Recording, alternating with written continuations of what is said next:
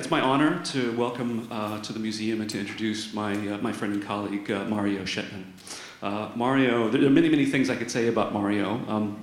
Among them, he's, to my knowledge, the only living designer who's been invited back to the Harvard Graduate School of Design in 5 separate decades for a lecture or teaching. And I was just sharing with him in the green room that, typically I was very pleased when I was first invited to lecture at the GSD a couple of years ago, and then in the following decade to join the faculty.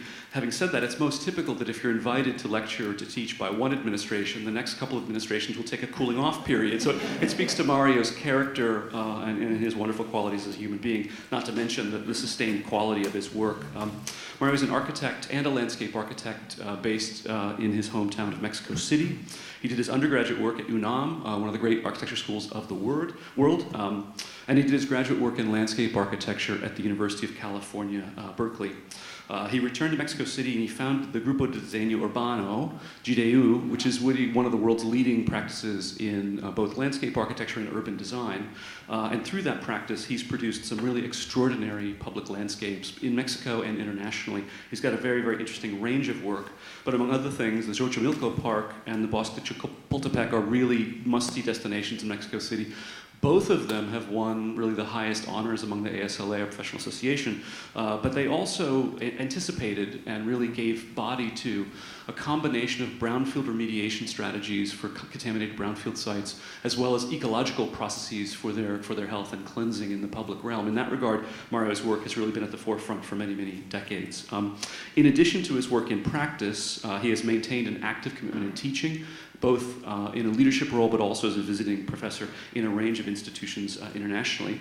He has been a Loeb Fellow at the Harvard GSD. He is a Fellow of the American Society of Landscape Architects. He's also a wonderful human being. Please welcome Mario Schjetnan. Thank you very much. I feel very happy and very honored to be invited and give and offer you this landscape lecture at the Gardner Museum, which is one of my favorite museums in the world. I want to thank Charles Waldheim and Joanne Robinson for the invitation to come to Boston to give this lecture, and particularly to Joanne for her hospitality and communications, and I thought we were a little back and forth. I have visited the Gardner Museum since my first visit to Boston and Cambridge in the 70s, and it was with my wife, Irma, and it wasn't often a pilgrimage for us and our family when we have been living here during the 80s, 90s, and 2000s, like Charles was telling us. No?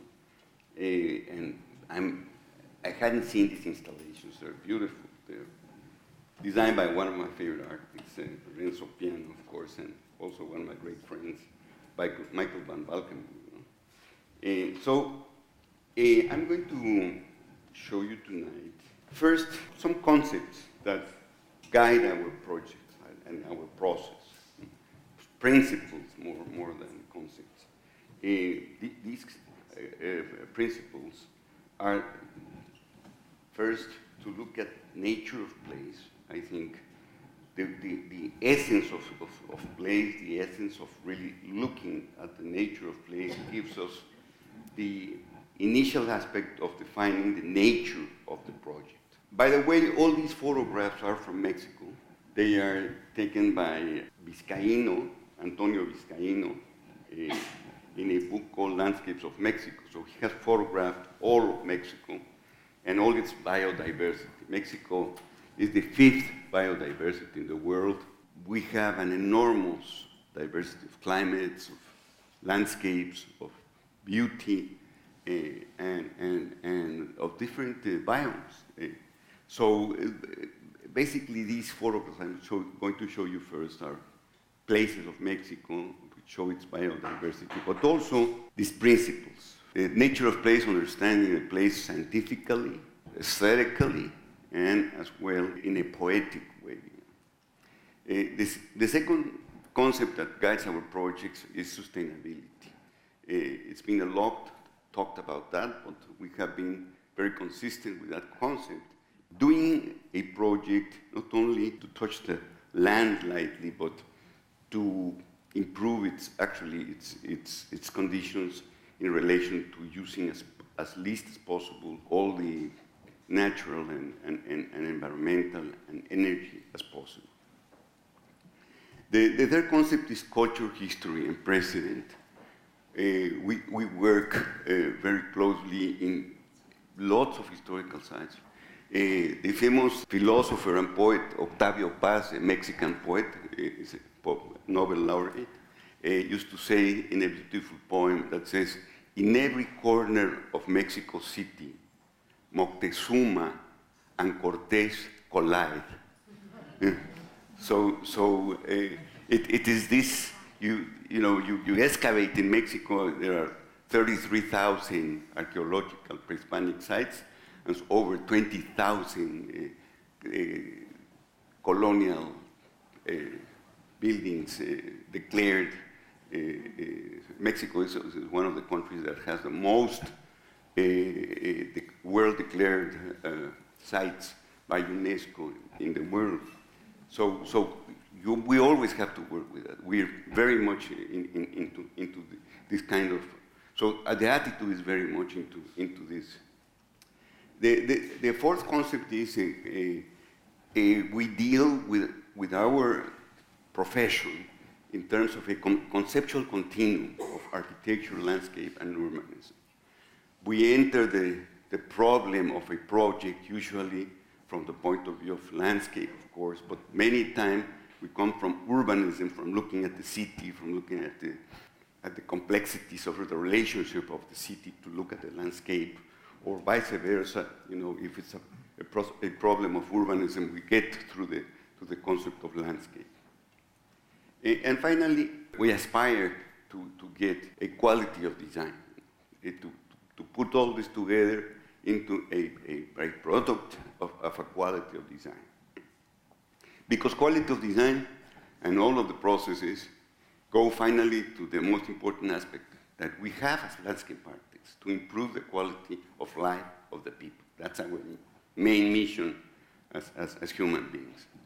The kinds of projects that we're going to look tonight have to deal with the enormous variety and scale and dimensions and social problematic issues, scale, subjects, themes, climates, ecologists, and social issues of landscape architecture today. Landscape architecture in the last 25 years has expanded its vision into a marvelous way, dealing with many issues of urbanism, of recycling, post-industrial sites, etc., etc. So into public rehabilitation, post-industrial sites.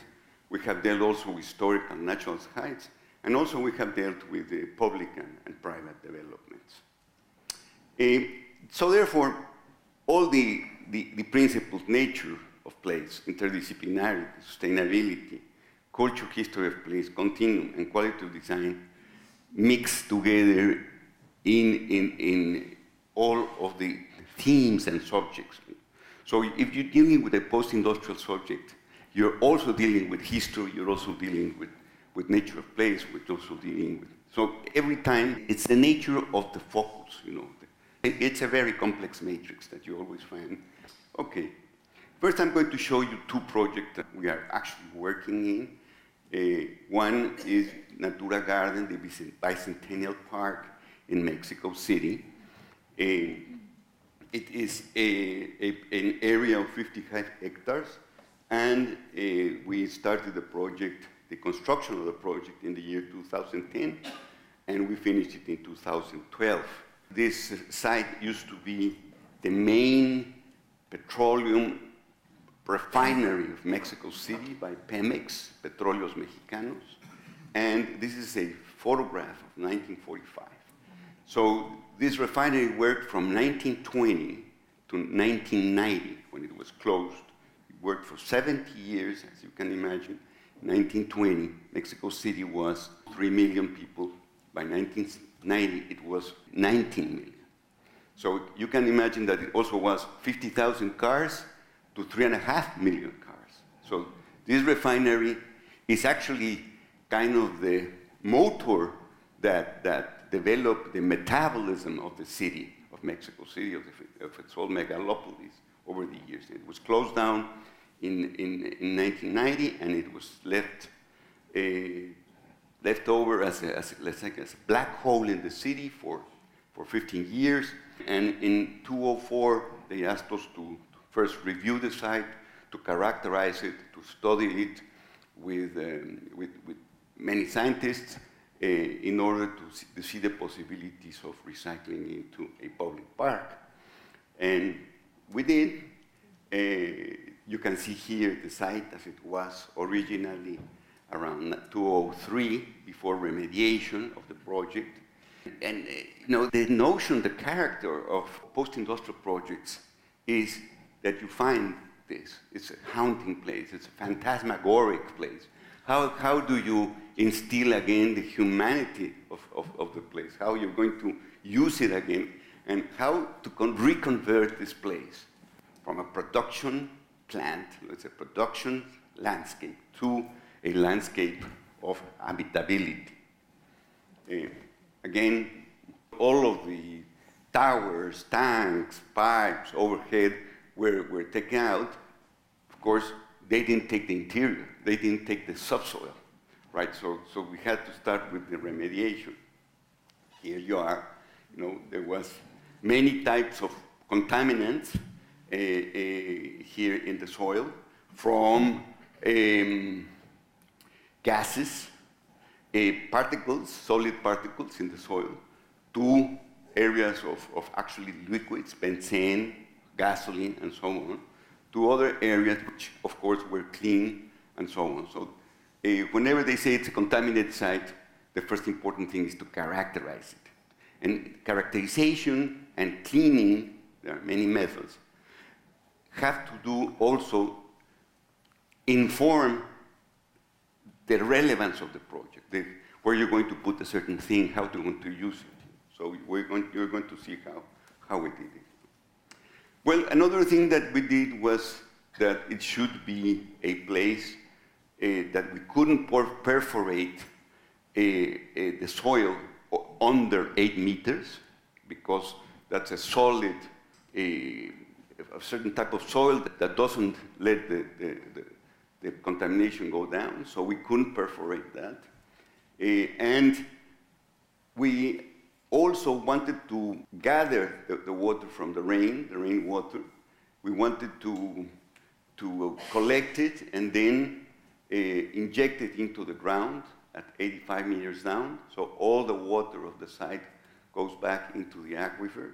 Another of the conditions that were set up to us, all of the demolitions have to be reused.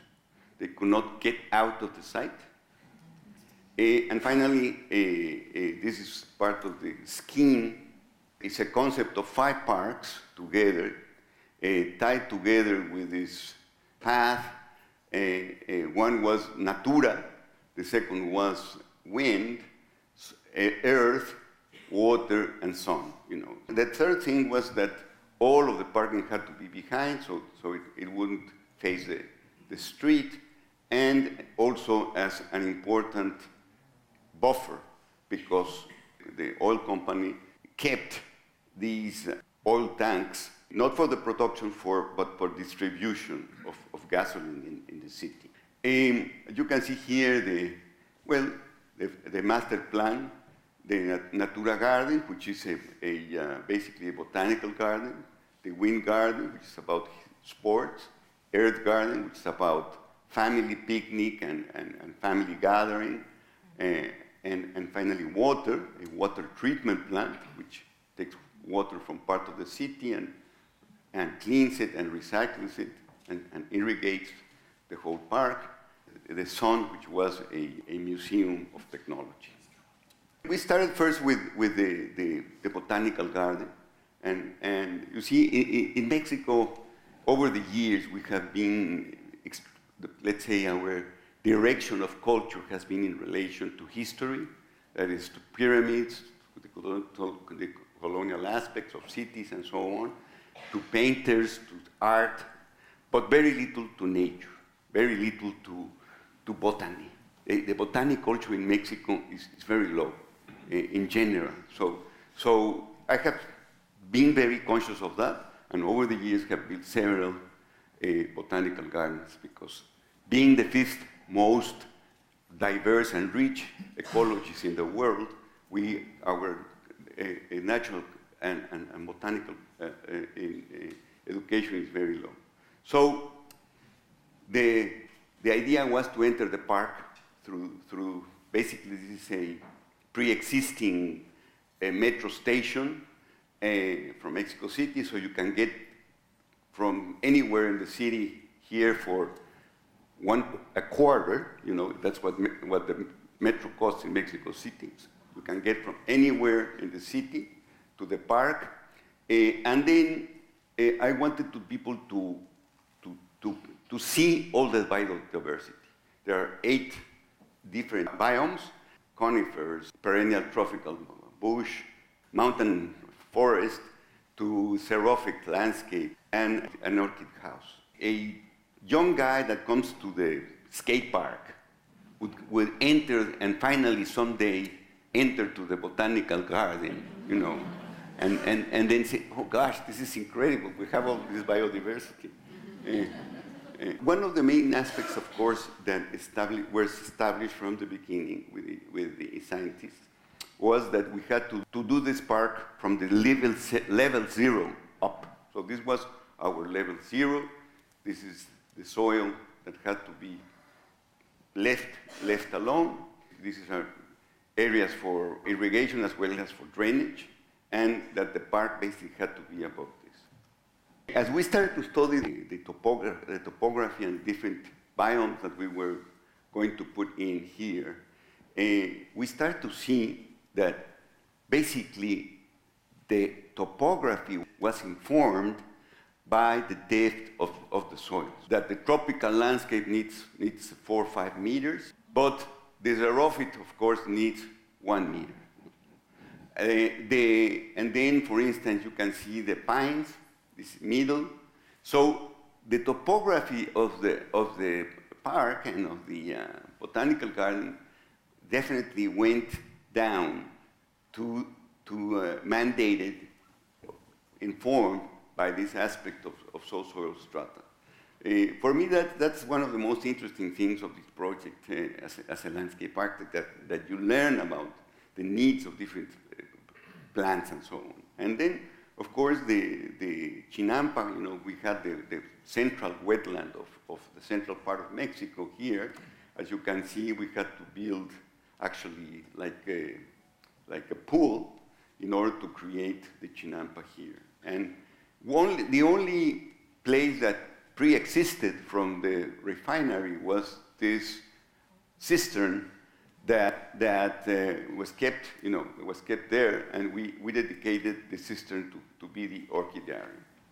So we filled the about 1 meter of soil here, and then we put a roof on top of it. You know, this is the process of construction. You can see then that some of the biomes were done in greenhouses, like the tropical evergreen forest, the mesophyll montane forest here, or the desert forest, the desert landscape. You know. The orchidarium here, and the oak forest, you can see here, and then the chinampas and so on. So you can see that the topography is being worked there through the construction of the site. Here's the site itself, and you can see that the greenhouses were by a pyramidal type of roof, translucent roof, that captures the water goes in and then into cisterns, the cisterns go through these tanks, and then they perforate it 85 meters down into the aquifer. And well, all of the water moves from these biomes and into a system of pools and canals. This is, for instance, the mountainous rainforest. For instance, you can see here that all of these greenhouses are bioclimatic. They don't need any kind of artificial method. We did models in computer models in order to establish the right climate, the right humidity, and so on. And interestingly enough, for instance, birds have made their nests here. And you know which birds? Parrots. We don't have parrots in Mexico City. But they were flying through or something like that, and finally they were established there. This was a huge surprise. You know, how wonderful ecology is, because once you establish the conditions, actually it comes together. And how this has been growing over the years. It's 5 years old, and you can see here 2012, 2015. Again here, the xerophytes here, and how you proceed into the park. For instance, 2009, 2010, how we brought in, for instance, and then 2015, we have to cut the trees now because they would, you know, crush out of the greenhouses. Just the feeling of being inside of this tropical landscape in the middle of the city is fantastic. This is, for instance, 2012 of the same, and this is 2015. Here's the central part of Mexico with the wetlands. We did the Chinampa, we did the Montezuma cypress, the weeping willows. This is the famous orchidarium. No?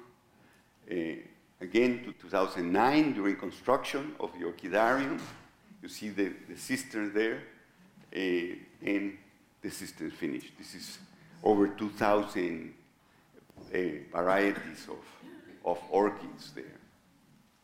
You see, you go over the orchid place, we did a jungle under it, and all of the grades and so on are you can see through, so you actually are floating over the jungle.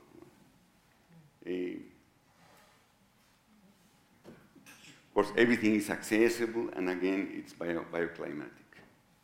Over 2 million people are visiting it a year, a former project in Mexico City. Another project in San Luis Potosí, in the central part of the country, is this old plant for the production of copper, silver, and so on. It was a plant that originally was by American Smelting Company, the property of the Guggenheim, and they produced this plant from 1890 up to then the government nationalized it in the 70s, as 1970s, typically of Latin America, and then resold it in 1990 to private enterprise, to Mexicans, to Mexican enterprise. So the production has finished in 2008.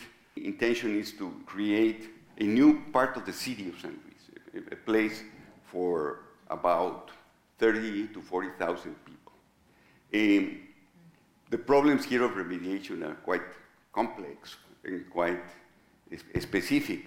You can see here the plant, but you can see also here the old, like the village where the people used to live, typically of American, or it's called, as a matter of fact, it's called Colonia Americana, American colony, and also you can see here all of the slag and ugly, and quite aggressive, Well, the idea is to create, like I say, a system to change the land use into a kind of a new town in town. As you can see, the city has surrounded it by now, and housing of many types, many typologies, many diversities, many levels of income. This is such a huge site that it lends itself to low-cost housing, to middle-class housing, upper-class housing, and so on, schools, universities, a urban center, etc., etc. But of course, we had to clean it first. The law says that you cannot stop production until you clean it. And then you will get the land use change. So it has taken about almost 10 years to clean the site. The 3 projects that we have done in relation to remediation: first, a linear park and tree nursery that goes all along, it's like a linear park here along the highway, the the periphery road. Secondly, is the consolidation of all the slag, the black stone that you saw. And thirdly, the confinement and encapsulation of all the soil that has to be taken from the ground and put in confined, encapsulated, and stored forever. So we have worked very directly with the engineers, again, with the miners, with all kinds of engineers to do the geological as well as the locational studies for this site. First, strategically, the park was the first thing to do, the easiest one. And of course, you can see here all of the topographical modifications, in order to create trees, to create this huge buffer of over a kilometer long by 80 meters wide.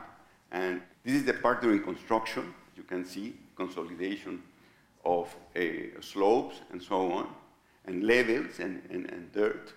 And by the time in 2010, we had finished the park.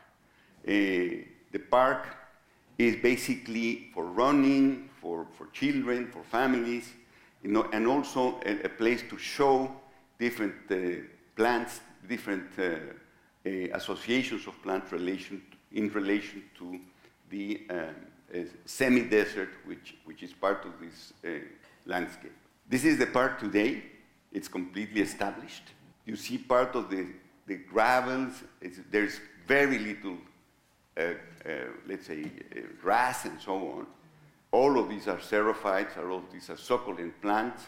And you can see here, for instance, that we are creating a barrier to the road with salvaged yucca trees from different highways, which are built in other places. So this is also a place where they are bringing in plants salvaged from different projects. This is in 2010 again. Look, also look at the slope, at the consolidation of these platforms. Today, this is a very recent photo of this Palo Verdes, the typical, let's say, very low water consumption and very low maintenance park. This is in 2010, an amphitheater today. This is in 2010. You see here all the salvage plants. Look at these marvelous biznagas, as well as all of these trees, which are fucarias. Again, when children come here from the schools, they bring them here, as well as their parents, but usually schools come here because we have also created this nursery, and it's a didactic nursery where they bring children, and with this we are replanting all of the green spaces. And finally, this is a photograph showing all of the different cacti. Look, here are the barrel cacti here also.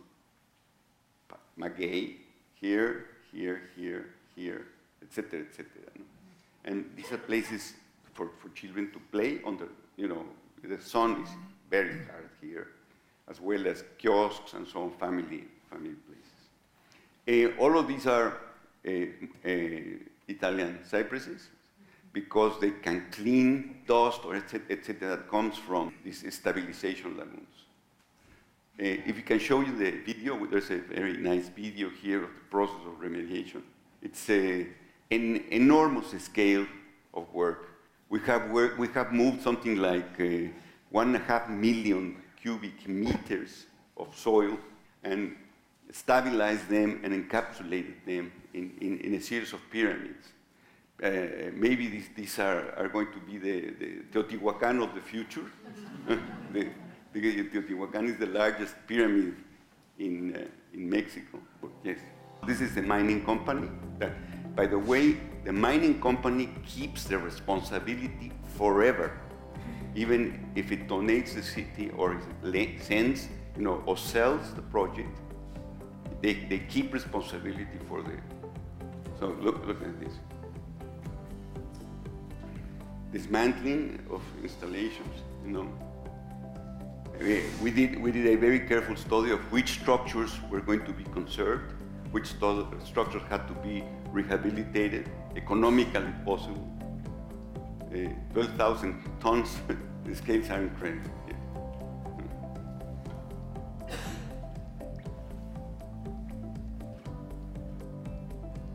April to 10 to 12.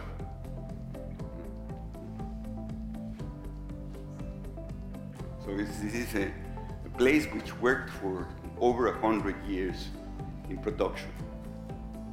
This is remediation of soils. You see? We had to scrap the soil about from a foot to a foot and a half, turn it over, clean it, or getting it together to put it on the specific. Look, grasses and trees have to be taken away, and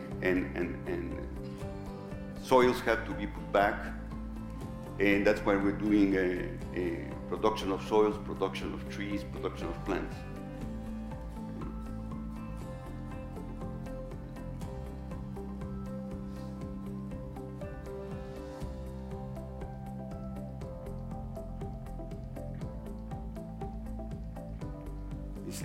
Okay, the deposit of the confinements, the location of where they are going to locate. They're starting to do the pyramid here, look, one of the pyramids.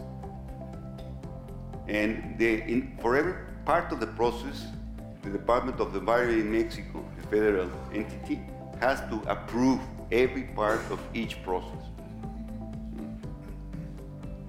So 193 hectares had to be remediated. It's about 500 acres.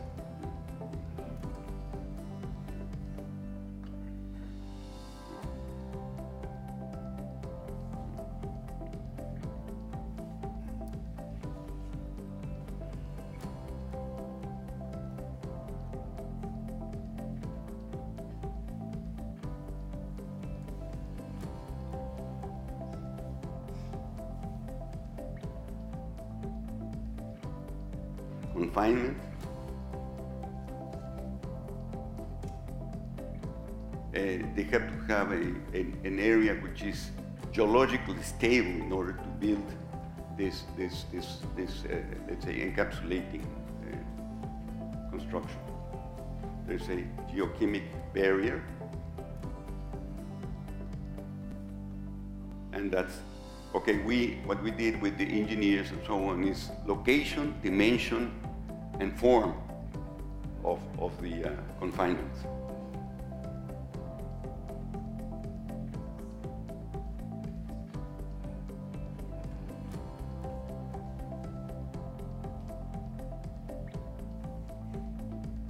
They have to be absolutely, again, in proof of storms, earthquakes, and so on. They have to be forever set.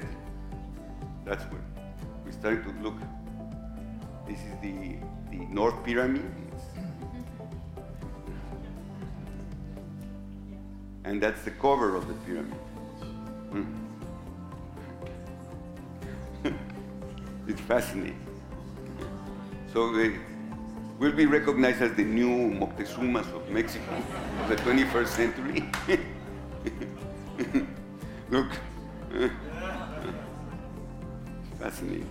They can't be used for human use in the next 10 years. They have to prove they're stable, prove that they are impermeable, and so on.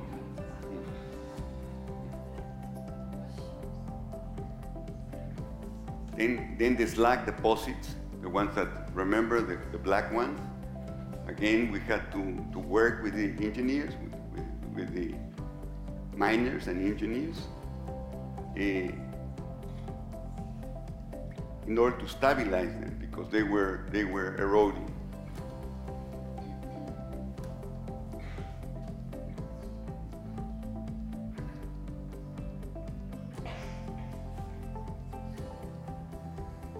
This is the whole process to create. We can't do a single house or a single, let's say, road until we finish and have this approved.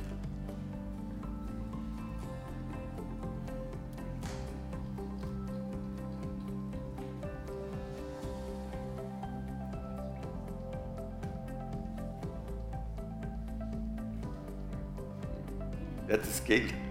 it's incredible. The miners are crazy. This is in August 2015. So that's our work. All of this is working together with them and saving these palms, these trees.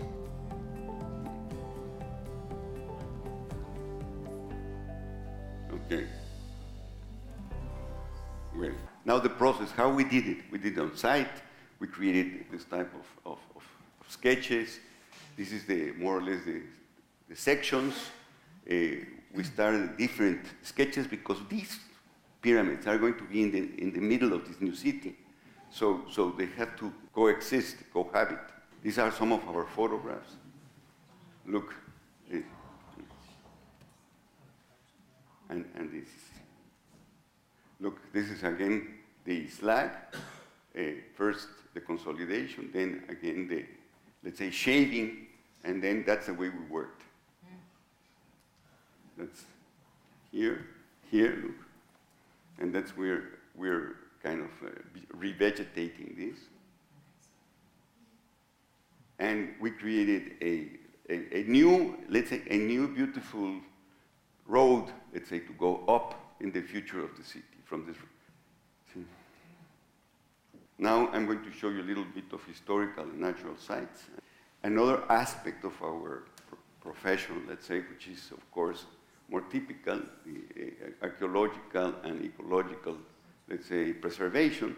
This is the first area in Mexico which it's truly ecological and archaeological. You know, we have worked a lot with archaeology since the 1900s, but never there was a park in these two conditions.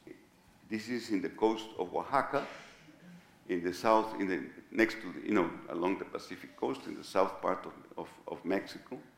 And this is a new development, tourist development, called Huatulco, Vallas de Huatulco. Okay. Here, this park, which is 80 hectares along this river, it plays multiple functions.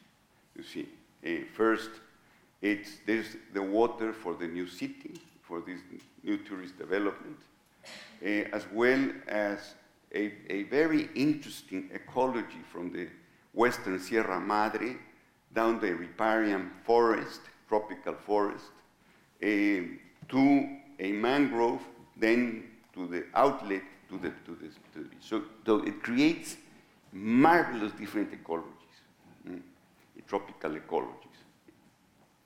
This map shows all of the archaeological sites that have been restored, as well as the ecosystems that you're going to see through the visitation, as well as here to the upper part where are cliffs.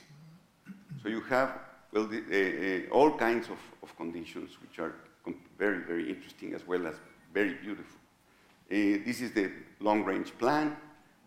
Only this part has been done, and this is already the site.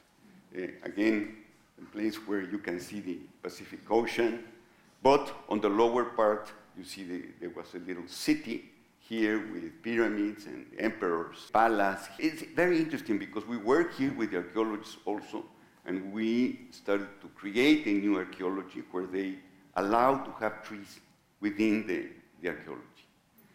This is now a new tendency, at least in Mexico, to coexist now. Before they would have taken all of the trees here in order to save and to see the remnants of the pyramids.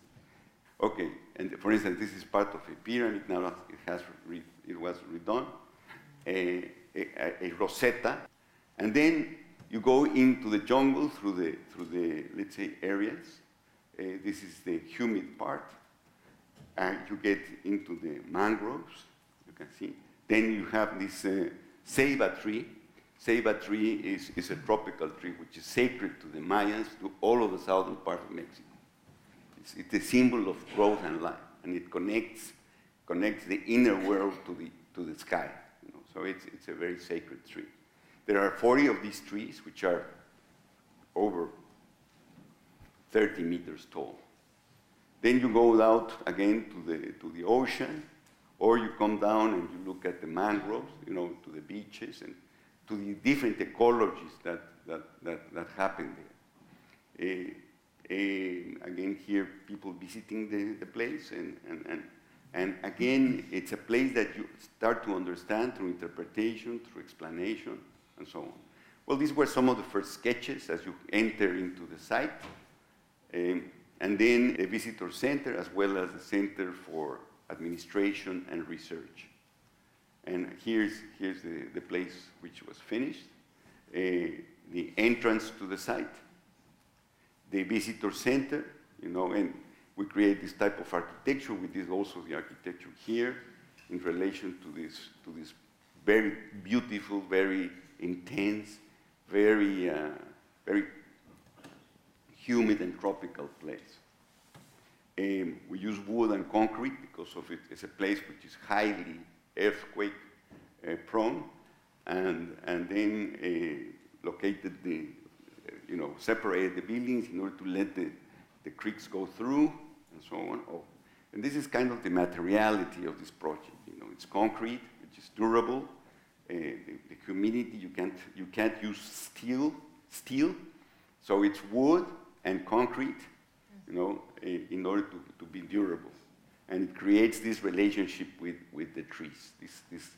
For me, this architecture talks about the tropicality of this place. This is the interior of the museum.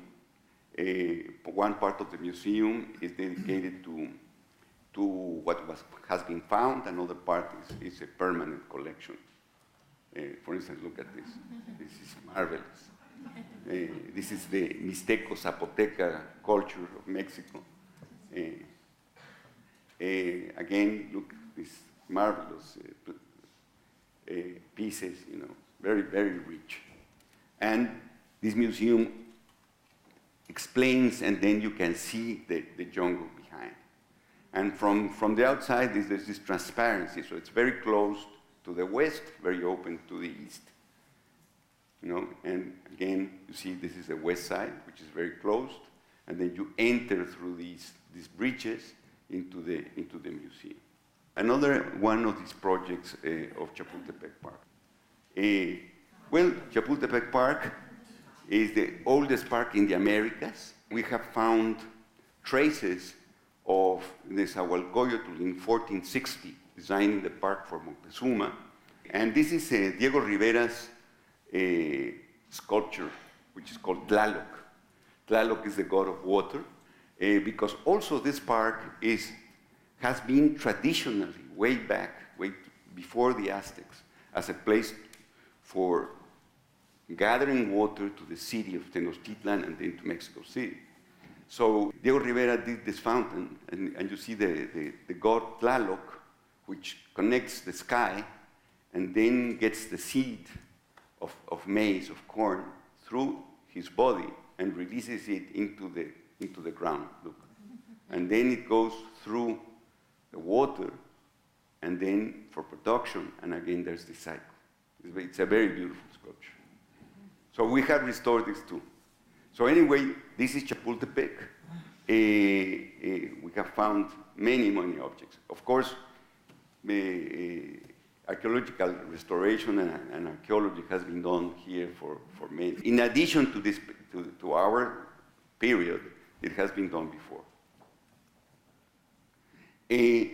Interestingly enough, this project, this park, over the years, as any park, has been transformed. When we started to do this project, we looked at this map, and we compiled all of the changes between 1913 and 2004. Roads, which were done in the 70s, typically. Sounds familiar to Boston. No? The Museum of Anthropology, the Tamayo Museum, the Museum of Modern Art. Here, changed into the casino. It was changed into the Museum of Modern Art. The road. And then there was reforestation without any consideration of the original plan. So we had to look into this for the restoration of the park. By the way, this park, which is very large. It's 686 hectares. In the metropolitan area of Mexico City, there are 19 million inhabitants. And the park receives 17 million visitors a year, the park and the museums. And it says here how many from different parts, Mexico City and the metropolitan area, et cetera, et cetera. So it is the center, it's the central part of Mexico, plus a park which is historical and has many, many layers of history and historical aspects. Well, one of the things that we did was to study where people was. For instance, this is a map which locates visitors. Each point, each dot is 100 visitors at 12 o'clock on a Sunday, okay? Where they were. Well, as you can see, all of them are concentrated either in museums or in the zoo or in other areas like this road. Very little people in the park. So we started to see why. And we went down, we went to see, there were all kinds of, bushes, people were afraid, people, they couldn't go because the president's house is here, and over the years, they on purpose, they did kind of a buffer, and the buffer was illegal, and so on and so forth. So we started to reconsider, how people could get to these parts of the park. And the park is divided in 3 sections. The first section is the historical one. The second section was added in the 60s, 1960s, and the third section was added in the 1970s. So we made this master plan for the first and second part. The interesting thing about this park is very modeled after the restoration of Central Park. There's a conservancy board which donates money, and then for every dollar or peso that they gather, the city puts another peso. So it's a 1-to-1. The city over the year has put more than that, more than 1-to-1. But in general, that's the philosophy of it. And for the first time in Mexico, we have a park, which is the community. There's a civic board. There's the city, and they every month they very religiously they sit down and look at all what has been done, how the master plan is going. So we have been restoring this park for the last 14 years. As you can see here, the entrance now restored. It's looking to the famous Reforma Avenue. This was an axis traced by Maximilian in 1860. And Chapultepec has been one of our central parks, as I say, from the 1885. For instance, people would paint here and so on. And for instance, this is the road that was laid out by Nezahualcóyotl. You can see there are 700 trees which are very, very old, Montezuma cypresses, Taxodium chromatum, and that you see that during 1983, at the peak of the contamination of Mexico City, many trees died. Many, many trees died. You see, this tree is this one, is dead. Mm-hmm. They were almost 500 years old, each of these trees. So we have now restored it. We have restored the acequias. We have cleaned the park. You can see that it's used again. And the park, that's the way it looks today. For instance, again, the lake. The conditions of the lake were miserable in terms of water quality. We had to drain the lake. And we had to take all of these plastics, and it was never in 100 years dredged. So it was marvelous because imagine what we found. Fortunately, we didn't find any bodies, but we found glasses, spectacles, and interesting enough, what was most found were love and hate offers, like I hate you, or I love you, and a doll or all kinds of. So there was an exhibition of all these artifacts that was collected. Now this is the way the park looks. one of the great parks of the world, I think. A problem was, of course, vendors. Look at that. Vendors had invaded the park, and that's the way we set aside many places which we call them monumental or historic, and they were now out of the vendors. You know, for example, look all of the vendors here. We destroyed many of these kiosks and cleaned the park with new kiosks. Again, restored the kiosk here, what is called the altar to the motherland, etc. And one of the most recent interventions, this is in the National Museum of Anthropology and Archaeology. This is the Contemporary Museum Tamayo, and we created this connection in order to connect it with the city, and with this nice promenade here. That's the way we found it, and that's the way it is right now. This is the way it is. We designed the furniture also, and see people come back with their children, with their people come here to read, and here you are 100 meters from Reforma Avenue, so the most important street in the city.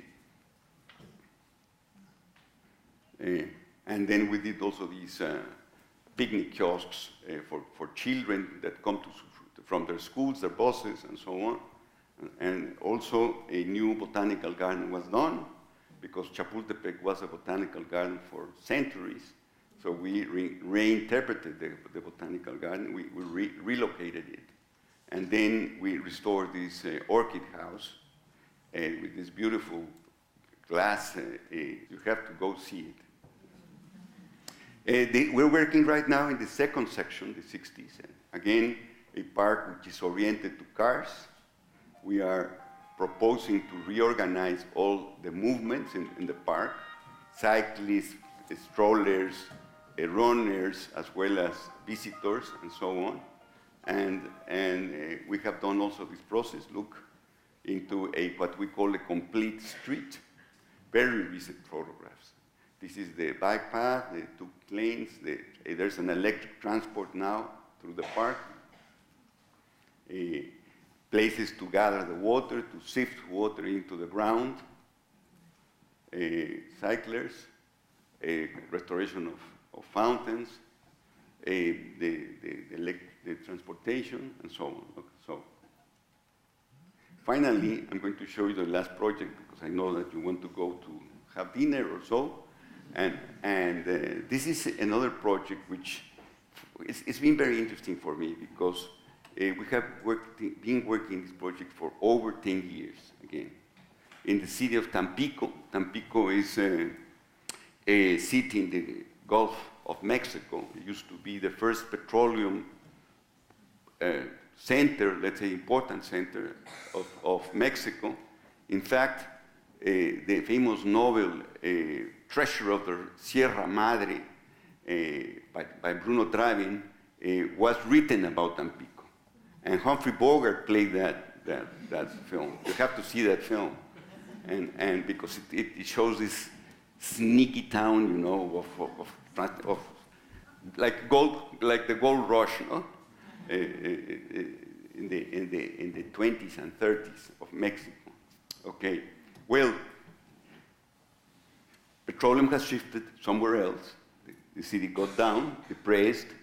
You know, very poor people live here, and so on. So one of the conditions of the city was to restore and rehabilitate this canal, which runs through the city. This city is not as colonial. It was founded in 1820, and it's like New Orleans and all those towns. You know, it goes with the river, the Rio Pánuco. The Gulf Coast is here. So there was this canal to put the ships in here. And there was this connection to an interior lagoon, and so on. So the center of town is here. This is still the historical aduan, you know, the customs customs house.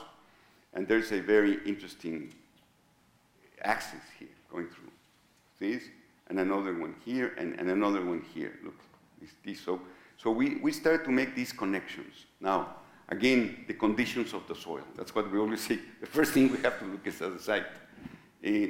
Look, this is all fill. This green, light green areas is fill. This used to be swamp, so the city was built over swamp areas. And then these were probably places where boats, small boats, landed, like embarcaderos. So this is the conditions that we found in the place, as you can see. Houses being built all the way, the canal within, with waters going down, black waters into the canal. Then it went through a period of high crime, like in many American cities too, but depressed cities, but here more violently because with the drug wars crossed part of the city. It's in the state of Tamaulipas. These were 9 very clear, objectives that we wanted to meet, and of course everything related to the condition of a linear park and a canal that have to be navigable, and into the improvement of the environmental quality of the water. And also we did a new traffic plan, as well as new bridges have to be built for the city, for this plan, as well as pedestrian bridges. 7 bridges, and seven vehicular bridges, 7 pedestrian bridges. So this is the master plan inserted into the city, and some of the sections, into improving the depth and the width of the as well as elevating the bridges to be able to go. This was our first kind of romantic objectives. You can see here mariachis and everything, and then how water goes. Of course, we were not able to put these types of boats, but we'll show you what we achieved. Again, some old markets to be restored, to be reconverted into places for people to gather, to eat, and so on.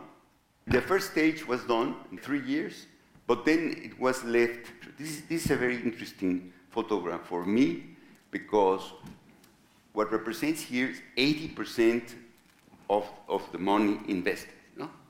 But look, there's no landscape, there's no plazas, there's only infrastructure here. There's the canal, there's the pedestrian bridges, but there are no public spaces. So there's nobody there. And incredibly with 20% more in the second stage, then this becomes a place of habitation. This becomes a place of relaxation. This becomes a place of meeting, and the city has changed around with this project. Look, people are taking photographs, they come here to visit, they come at night. Look, people are playing there with jump, skip, and jump. By the way, a police and administrative center here, places to cross, all of the design we did the design of the bridges and pedestrian bridges. Look, very complex in terms of the subsoil and mechanical soil movements of the place. Again, well, the graphics and so on. Some graffiti. There is this crocodile here that comes in the mornings and goes through and then goes back. His name is Pancho. So he comes here and is like a pet for the town. And here a graffiti artist made this beautiful graffiti there. Families strolling, and late night use, you can see. But it's very interesting, this photograph, because look, if you see closely, these people are photographing this, these people are photographing here, people are photographing here. última. Y nos vamos. Just to show you, again, the wonderful scales that we can work in landscape architecture. This is Irma's and myself's house in Malinalco. It's a weekend house we have. We have been building it for over 40 years. She asked me, when are you going to finish this house? And I said, never, never. Okay, because it's an ongoing project. So we took this photograph to Luis Barragan. Irma was very good friends, and myself, of Luis Barragan. And he was very sick in bed, and he looked at the photograph for about 1 minute, and said, God, what is he going to say? And the word he said, it's magical. And I was very impressed. But, he said, one thing is missing. What? Color. Color. And so I immediately got the samples of color and said, Luis, please select the color. So this color was selected by Luis Barragan. This is the plan. It's a house which is, it's a house which is full of patios, full of courtyards, you know. It has about, how many courtyards and so on. It's structured around courtyards. So it's a house that it's indoors and outdoors in a subtropical landscape. So it has a fireplace, and then you can eat here, outside, inside, and you can gather the rain and then hold it here, then put it out to the orchard and so on. It's wonderful views to all the mountains. So that's the condition of this house.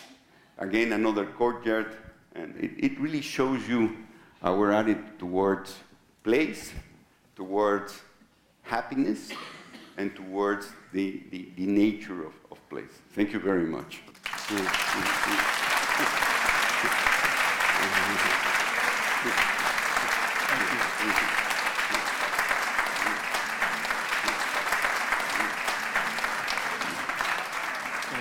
Thanks very much, Mario. Thanks for that, and thanks to all of you. We might have time for a question or two. Would you take a question or two? Yeah? Yes. Can you talk a little bit about how the rebuilding of the post-industrial sites is funded? In the case of the park, the public park in Mexico City, by the refinery, it was funded by the petroleum industry, which is public. It's a public entity. So when we talked to them and said, okay, how much is it going to be? Well, it's going to be about $100 million to clean the site. And they said, oh, that's too much. Well, it has worked there for 70 years. And you didn't save any money to clean it when you finish. So by law, you have to clean it. In the case of San Luis Potosí, it's private enterprise, purely private enterprise, private money, because they want to change from the industrial to urban development. They want to do developments, sell the plan to various developers, and then continue with the plan. So you have these two instances, one purely public, one purely private. It's an interesting window onto also the legislative and the federal level that we could talk about. Maybe one more back here. Yes. I presume that these impressive projects were financed by the government, and I wonder if you know any project in this country of that magnitude, which is being financed by our country, which can't seem to build a bridge. I can't comment on that because, but no, not of these. All of these projects are funded by the government. Like I said, the San Luis project, the Potosí project is private. But yes, for instance, the Tampico project is public. But it was a case of emergency, let's say. It was like a New Orleans situation, but at the social level. In our case, in the case of Mexico. And it was an emergency social problem that had to be addressed. So the government put their money, federal, state, and local. And in Chapultepec Park, it's very interesting because the initiative was by citizens. And it's continued the leaders are citizens, you know. And this was fascinating because, of course, there was this model with relation to museums, with relation to archaeological sites and so on, but not to public space, not to public parks. And this is what I have been fascinated with this project.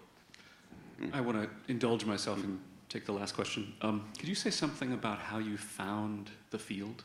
So you trained as an architect, yes. Working in Mexico. How did you come to find landscape architecture and choose it as a profession? Yes. Well, my father was an architect. I studied architecture. I wanted to be an architect since I was a child. And also, he was a lover of nature, because he used to take us to hunting trips, and he used to take us to plant trees and so on. And also, he loved golf in a way. It's very funny, but that's a way. So as a kid, I used to play golf, and was fascinated, mentally by the relationship of sun and trees. And I used to play through cross country, because I used to get into the woods and so on. And then when I got into architecture, it was very interesting because I started to find, to discover first Luis Barragan. I became very good friends of him.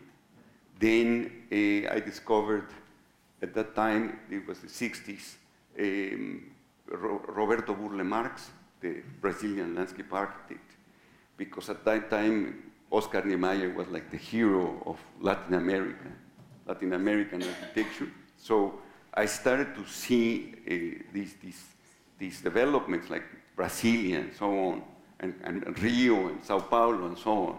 And I said, no, what I like is the gardens. What I like is the landscapes, And so I started to get into Burle Marx. I started to talk to Barragan, and then also discovered in the U.S. Lawrence Halprin, and that's why I went to Berkeley, because I thought he was teaching there. But finally, there were marvelous teachers like Don Appleyard and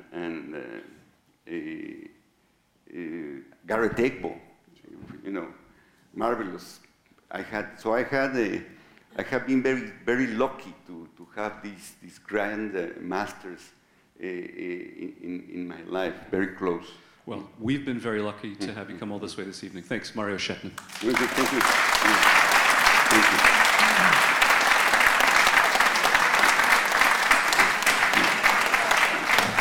Well, thanks for coming. Drive safe. Enjoy your summer. We'll see you September 8th for Chris Reed.